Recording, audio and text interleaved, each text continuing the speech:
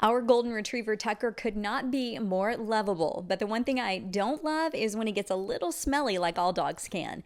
Thank goodness we discovered Coat Defense Daily Preventative Powder.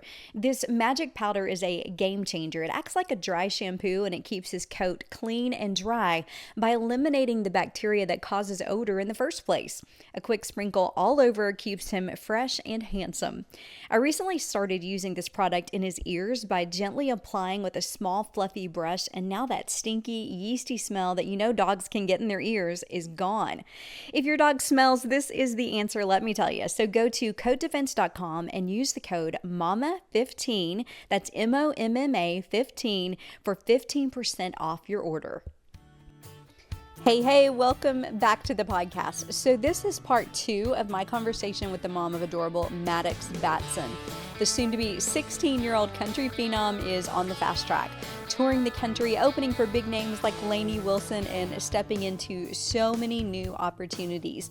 As you probably know from listening to the first part of our conversation, Maddox's parents are making sure that he's staying grounded, surrounding him with family and trusted friends and prayer. Lots of it. Let's continue the conversation with Salina Batson. What was the moment that what happened that made you go, oh my goodness, this is growing so big so fast? Was it the something in the orange cover? Maybe. Was that the yeah. That one was big, right? Yes. And got the notice maybe of some people in Nashville? It did. I think people started talking like, who is this kid? Yeah. Who is this kid? And then his managers, Nick Barr and Eddie Franzoni, one younger guys, reached out to us, flew out to actually a festival in Texas that we were doing in September. Are they the first professionals that reached out, and that's who you went with? They weren't the first ones. 2 or 3 we were getting those inboxes all the time. Yeah. And it was like, I don't know. And Nick sent an email. They said they would just like to come meet us and they would love to see Maddox live. And This was like on a maybe Tuesday. We were going to be in Texas for the weekend, and we were like, well, okay, we're coming down there. So they both flew into Texas. And so as a mom and dad, that spoke volumes to us, is those two upending their plans, their lives to fly to Texas to see this kid, this 13-year-old kid. And did they have another artist that you knew of, or was there some name recognition? Nick actually worked for Island Records at the time. He worked, and this was a secondary business for him. Okay. He worked for Island. Eddie owned a business. He is in social media. He did and is now working for some guys here in Nashville and doing some things for them. But they both had come together and started this. Okay. Nick, now Dan could tell you a lot more and about their backgrounds and their history than I can. I'm just the mom and doing the sniff test. And what kind of guys are these? Exactly. And what do you see for Maddox, or what are you thinking? And they sat down with us at Cracker Barrel the next morning after Maddox's show, and we sat there for 4 hours. Oh, wow. And they talked, And of course, at this point, this 13-year-old kid is fidgeting all over the place. I'm like, dude, stop. It's like, you gotta. Yeah. And they have become like sons to us. Oh, Both of them have become like sons to us. They are like brothers to Maddox. Mm-hmm. They are good guys. They are good guys, but they saw and believed in a kid. They believed in a kid that, for all practical purposes, would make most people go, wait a minute. No, it's a little young. He's a little young. And I think you guys know this too with Connor. You said he was 13. How old was he when he signed 16 his pub deal? Publishing deal, yeah. But he's been playing around town, and we've been taking meetings since he was like 14. See, and, exactly. Yeah, and overwhelming. I appreciated skepticism. That's what I liked. I would rather, and I think as his mom and dad, because we knew Maddox and we had that much faith in Maddox, that come see him live. If you have any questions, come watch the kid in front of an audience and see what happens. And that's what they did. And the rest, as they say, is history. But they were wonderful. They came in. They understood that Dan and I wanted to take it slow. And we'll circle back to where we were a few minutes ago, that we didn't anticipate things picking up traction this quickly. We was hoping, and it's still a slow build, but it's not a slow build. Yeah. Yeah, because things It's not as slow as maybe you had hoped. Yeah, exactly. And I think Dan said it best one day. He said, Salina, it's like when you're getting on the interstate. You can't not hit the gas. You have to go. Great analogy. Yeah, and it has stuck with me for the last 2 years, and it's helped me, navigate some of this, because it does seem to come quick. It comes quick, and you're looking for the discernment, and you're wanting to be sure, and do you have enough time? That's my fear. That's where we differ, mom versus dad, and how we see things. And I'm more, slow down, slow down, slow down, slow down, slow down. Yeah. Yes. My husband and I like to call it cautiously optimistic. Yes. Like we are okay here, but we do want to approach, some of the things with caution. Yeah. When you think back to that breakfast, that 4-hour breakfast at Cracker Barrel, and you're sitting down with people who want to manage and guide what they see as a bright future for your son. Right. Could you imagine that the things that have happened in the 3 years since that meeting would have happened? No. No. I don't think anyone is prepared for that. I don't think that I think you try to arm yourself as best as possible to navigate it, and you seek advice from those you trust the most and the ones that will give you an honest answer. But predicting what's happening in his world would have been impossible. And then on the flip side of that, you're not surprised at all, if that makes sense. It absolutely makes sense. Yeah, because you believe in your kid. Yeah. Yeah. Yes. And you know that that God has a bigger plan that I can't ask or imagine. No. Yeah. And you don't know what's coming. So my only prayer at this point is, Lord, we can't see the future. Only you know what is to come. And so close any door that needs to be closed. Hard. Slam it. Because sometimes, I'm slow on I miss it. So really slam that door hard. Make it so obvious. Yeah. Yeah. And we don't always get that either. And I think that that's also where faith comes in, and knowing that we're going to bump our heads as his parents, because you just do. I don't think you ever reach a point parenting where you feel like, okay, I've arrived. I know all of the things, and I'm going to be able to help you navigate any obstacle at any time, and I've got all the right answers. And you want also your kids to be receptive to that voice, that still small voice. And that's what we tell him. Take a minute, go find a place, and just be, and listen.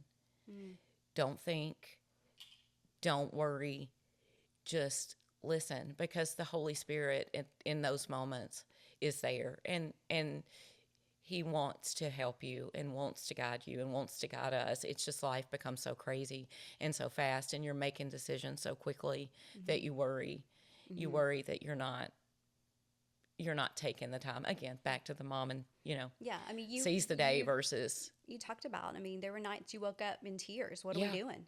Yeah, absolutely. And that, you get, and I think I told you this earlier when Dan and I got here, our families were apprehensive, and it wasn't from a place of, it was from a place of concern. We knew it was out of love. It was, are you sure? He's just 13. Is this what's best for Maddox? Is this what's best for Maddox?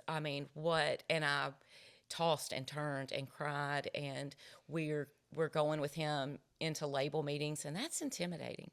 And you pray before you go in. It's like, okay, these guys know all the things and I know nothing, and so I'm just going to be mom, just mom mode. And that was kind of my MO the whole time in those situations, is I'm not going to question. And I didn't. There were some we come out of, and I was like, no. And I didn't know why I couldn't give you for instance, it was this, or they said this. It was just that sixth sense. It was that mom's intuition. And you prayed that you would have yes, that. and I did, and that discernment was there. And so there was that.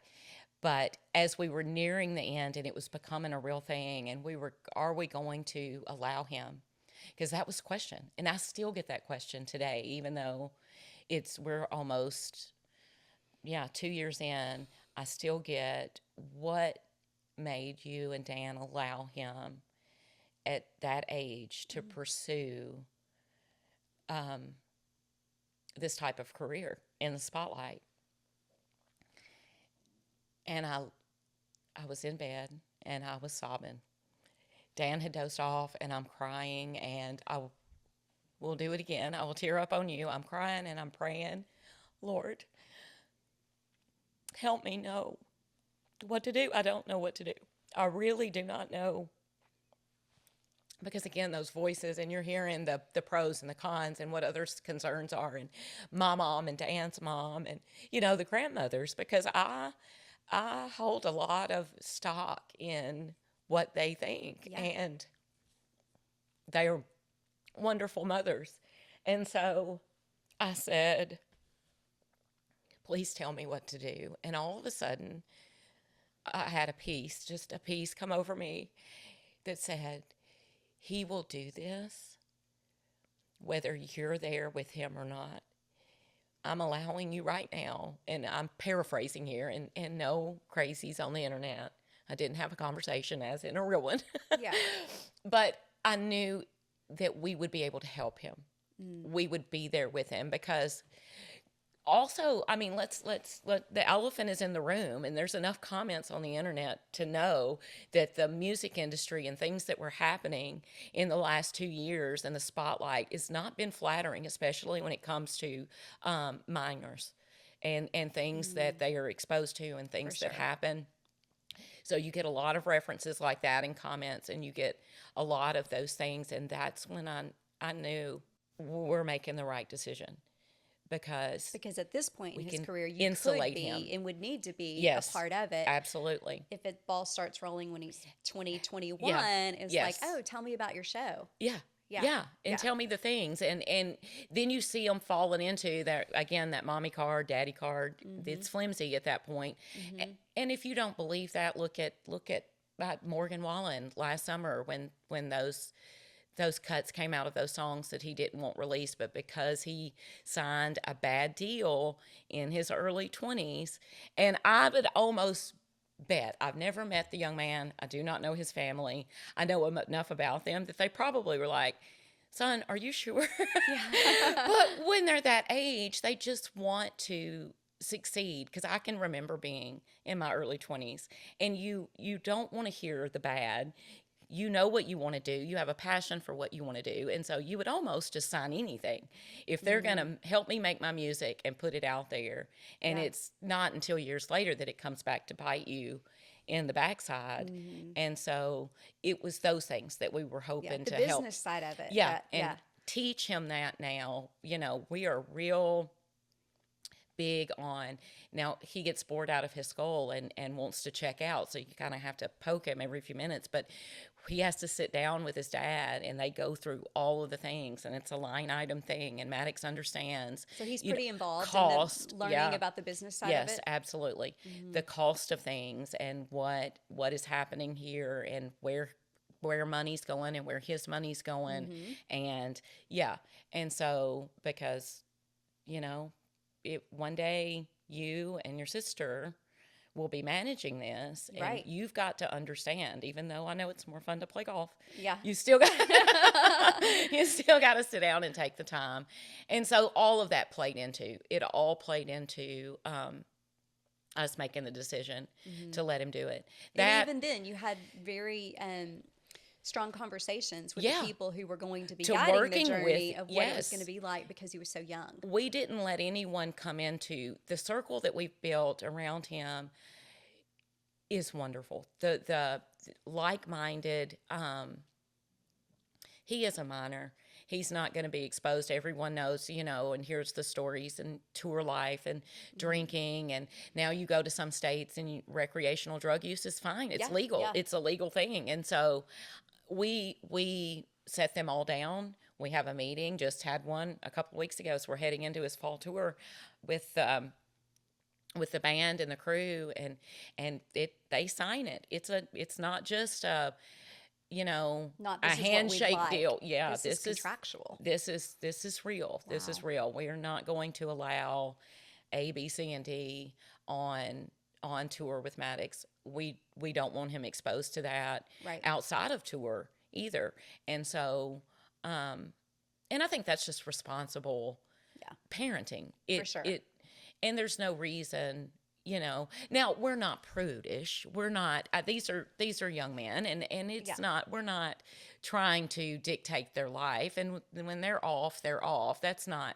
I don't want anyone to think for one second that. But your job as parents is still to protect your kid, and you want you want positivity and good values and all the things around him, and things that that you're all kind of aligned on, and how you see things. And I think that's true for anyone. Oh, for sure. It's normal, and if you could set up people that work public work, if you could set up a perfect work environment, I mean, sure. Yeah, it doesn't matter what your kid's job is. You still want them surrounded by the right people, because and the right voices. He's still at that age of influence. Of Absolutely. Being, I mean, I think I still am too, but of who's around you, right? And it just really matters. But I think you guys have done it so respectfully, and he comes across so mature. And at the end of the day, I know he's a 15-year-old kid, which is also part of the charm. And will rear its ugly head occasionally. Oh, yes. I'm sure. Yeah. But he is, and he's been that way since he was little. And we get that question a lot as well. It's like, how? And I think when he started talking, his dad was adamant, even in restaurants. If you can string a sentence together, then you can say, I'd like a cheeseburger and fries. You don't need me to do that for you. And so we tried to teach him from an early age that if there's a balance there, you have a right to advocate and speak for yourself, but you also do that in a respectful, kind way. It doesn't make you entitled. You're not entitled to anything. I'm sorry. You're 4, you're 5, you're 15. You're still, according to the Lord, under our purview. We get to tell you, really the things. But on the flip side of that, it's perfectly acceptable for you to have a conversation with people and not be scared to do so. Mm-hmm. You can say, speak for yourself. Yes, use your voice. Yes, you can use your voice, and that would be my biggest advice to anyone with small kids is let them learn to navigate things without interference. Are they going to get it right all the time? No. Are we going to cry at the restaurant sometimes because we didn't mean to order chicken fingers? Yeah, it happens. It happens, but that's okay. It teaches. Everything's a teaching moment, and you just got to let them. You've got to let your kids kind of learn who they are as they grow up, because are your kids complete opposite in personality, or are they about the same? Oh, mine? Very different. Are they different? Yeah, very different personalities. Both have that performance gene and are talented in similar ways, but their personalities and how they process things are completely different. Yeah, Lauren and Maddox are exactly the same. Yeah. She's quiet and reserved, and clearly he's not quiet or reserved, which can get him in trouble. I'm sure. Yeah. My worst fear are these lives that he does, because it's like, I don't know what's going to come out of his mouth. No control over that. That's for sure. You absolutely have no control over that. And so that's interesting to navigate. But if you don't let them bump their heads, you just pray that it's minor. It's a scratch. Exactly. Yeah.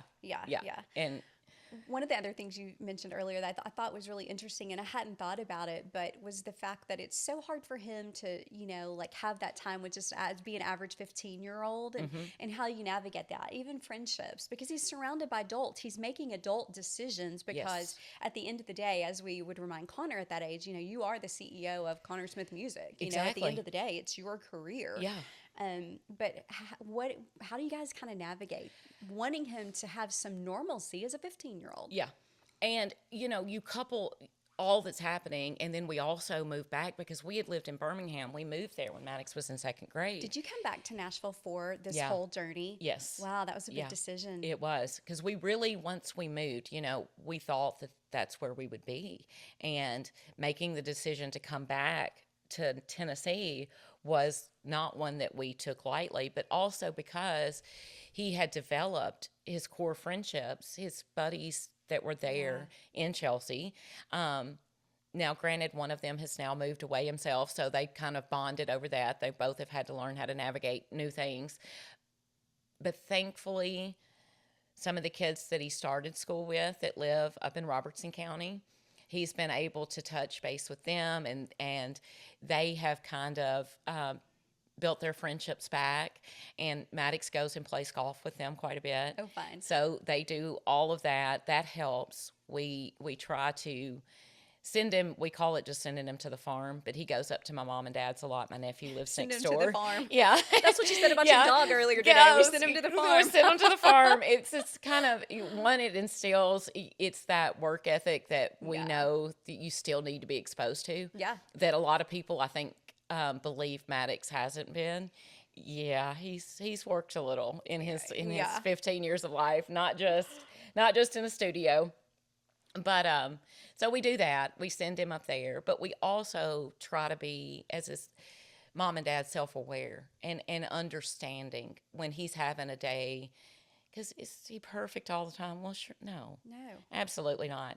And I told you earlier about having a conversation with Dan about being 15. Yeah. And what 15 looks like for a boy. And it's tough. And when I think about not even doing what you're doing, but the 15, they're figuring out who they are and their personality and boundaries. And it's hard. And how to navigate that. And normally the ones that you have to bounce that stuff off of are your peers. Yeah. You learn together. It's kind of like you do those uh-ohs and those oopses, and you kind of make those mistakes together, and you scuffle and you fight and you make up, and then you're buddies again. And I watched my brother go through it. I went through it with girlfriends of mine. Yeah.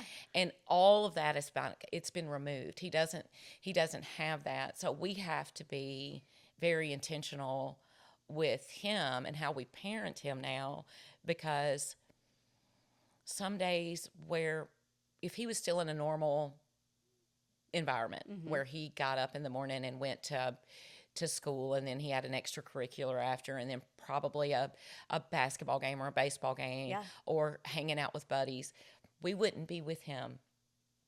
We're seeing him. God is one of the blessings in this. God has given us time with Maddox that we would not have had he just stayed Maddox in Chelsea, Alabama, and doing the high school thing. He's afforded us something that is rare, but with that, it's hard to know how to help him through these years, the 15, 16, 17, and we look for relationships around town, young guys like Connor and Bailey. Bailey's been really sweet to Maddox. Any that kind of can help him and that he can text and say, hey, this is what's going on. And they understand. Right. It's finding the relationships. Yeah. It's a small niche of people that can understand. That road life, touring life, people pulling at you, what that looks like. So it's balancing. And then, like I said, sending him to the farm and letting him go play golf. I love it. Go play golf with his buddies back home. When you look back at these past couple of years and the touring and the stages and the opportunities and the auditoriums, what are a couple of highlights for you as mom? Okay. Oh, there's so many. There's I think up until the spring, halfway through the spring, I will say this, I'll just blanketly say this. I think I cried at every single show. There were certain songs or there were moments where but the biggest, the Opry. He did the Opry in the first time in March, and that as a kid that grew up here and grew up on country music and parents that listen to, and I know the same is for my husband there, and his family's way more musically inclined than mine. Seeing him stand up there that night and being a mom and knowing no one else would have known it, but you see him holding that mic stand a little tighter, and he's not quite as he knew. And seeing him appreciate the moment and where he was standing and the legends that had stood there before him, and knowing it's as a mom, and a dad, you go, okay, he's going to be fine. He's going to be fine. So that was huge. That was huge. That was a huge moment. And another one, this one is last fall. I'm trying to remember how everything starts to blend together. I'm sure. He went out on tour with Gabby Barrett, who phenomenal. She's an amazing singer. I love to listen to her. And again, we didn't know what we were doing. Had no clue. Is that the biggest tour at the time he had been a part of? Oh, he had never done it. I mean, nothing. Okay. He had signed with Warner that summer. And then I don't think that they were in a hurry for Maddox to start touring. Yeah, but you were okay with that. Yeah, well, yeah, I was good. But his dad always seems to be right, as much as it pains me to admit it sometimes. But just like with the Texas stuff, and he told Maddox, he said, look, buddy, if you want to do this, you're not going to sit in your room and be a TikTok star. And kind of circles back to what we were talking about earlier. Mm-hmm. You are going to sweat, and you're going to pack your gear, and you're going to sing for people that aren't listening to you. And if this is what you want to do, then you're really fixing to see what this is all about. And so that's how it started. And then the same kind of conversation took place last fall, and they're saying, no, he really doesn't have to just yet. And Dan's like, yeah. He needs to go out. He needs to see what this looks like. He needs to open up for someone. He needs to experience. So he did, and he signs on to do X amount of shows with Gabby. Well, they're getting such a positive return on Maddox being added to the bill. Yeah, they're coming early to the show, yeah, right? Yeah, they're lining up, and so they decide to book on the tail end of last fall 3 headlines. One in Atlanta, Charlotte, and then the Brooklyn Bowl here in Nashville. Yeah. I was terrified for him to do the Brooklyn Bowl. Because it was local? It's local, and it's big. It was a big venue, and Lauren laughs about it now because, again, it's that moment where I shouldn't have been surprised, but as his mom, because you want to protect them. Yeah. And I knew if the tickets did not sell well, or I knew because we have the ability to rationalize and understand things as a whole. When you're 15, you don't. And you're navigating that as well. And you're trying to figure out how to protect them and keep them innocent and keep them not jaded and cynical and not feeling responsible for things not going well, because you can't live on a mountaintop. Right. And so I'm always weighing out worst case, devil's advocate here. I'm looking at things from that lens, and I'm trying to prepare myself so I know how to help him or navigate. And the dadgum thing sold out in like just a few days. And I was like, okay.